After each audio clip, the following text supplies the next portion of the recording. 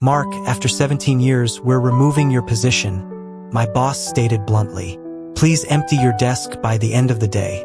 I'm Mark Thompson, 54 years old, and until that Monday morning, I was a senior systems analyst at Apex Innovations in Toledo, Ohio. For nearly 2 decades, I had been a key part of the IT department. Back in the days of dial-up to moving to the cloud, I had seen 3 CEOs come and go while I stayed, training new hires and working through weekends without ever asking for recognition. So when Aaron called me into his office, I knew what was coming. The atmosphere had changed weeks ago. I nodded and said I understood, leaving without further comment, just acceptance. Back at my desk, I noticed younger coworkers glancing my way but quickly looking down. Most of them were coders I had trained myself. They had no idea how the older systems truly functioned and couldn't navigate the custom software I had created. I packed up my personal items methodically. A family photo, a coffee mug my son made, and a small plant that survived under fluorescent lights.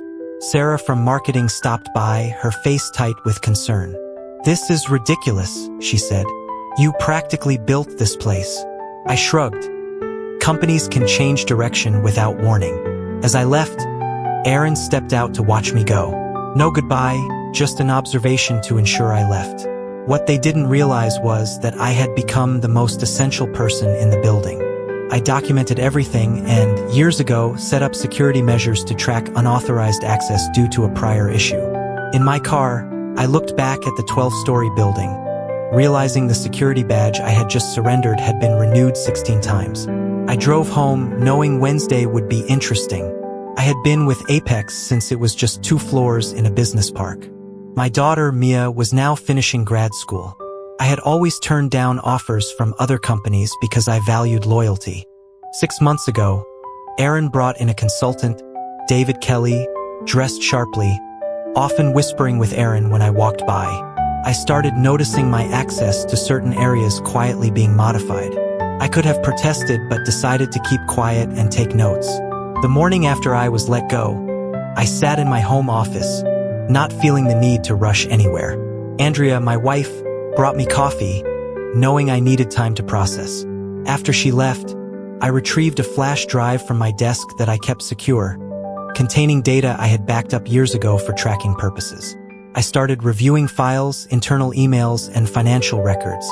There it was, a full history of payments to a company called Apex Solutions Group, totaling around $1.8 million over 18 months, all leading to our CFO, Brian Hill. They were funneling money through inflated costs on legitimate services. I felt a shift within me, not anger, but determination. For 17 years, I had fixed problems and ensured security, and now I had been discarded. I received a text from Jason, a junior analyst I had mentored, expressing regret about my dismissal. The pieces started to fit. I decided to draft an email to the board of directors but paused, recognizing it might be dismissed as the bitter complaints of a fired employee. I needed a strategy to expose the fraud. I planned to use the upcoming board meeting to my advantage. Wednesday morning, I watched as employees entered the building. I logged into a separate email account I had created for security testing. At 9:15 a.m., I sent an email to Aaron about financial irregularities, urgent review needed, summarizing the findings about the Apex payments. By 9:45, my phone rang with Aaron's number, but I let it go to voicemail. Instead, I settled into a coffee shop, waiting for responses. By 10:30, I received an email from HR telling me to cease all contact with the company, which only fueled my resolve.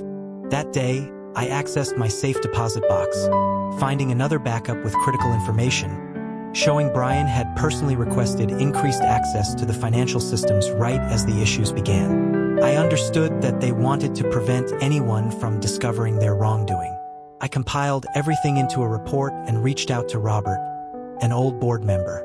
We met in a park where I shared my findings without seeking my job back, just wanting the right people to know the truth. He agreed to take my information to the board meeting. That evening, I received news that the board was investigating. I posted a message on LinkedIn: never burn bridges. Let them collapse under their own greed. By Monday, I walked back into Apex wearing a suit I hadn't needed in years. The security guard regarded me with newfound respect. As I entered the boardroom, I remained silent while they discussed the extent of the fraud I had uncovered. The board unanimously voted to create a new position of Chief Information Security Officer, offering it to me. I presented my conditions: full audit authority across all departments and independent control over financial decisions.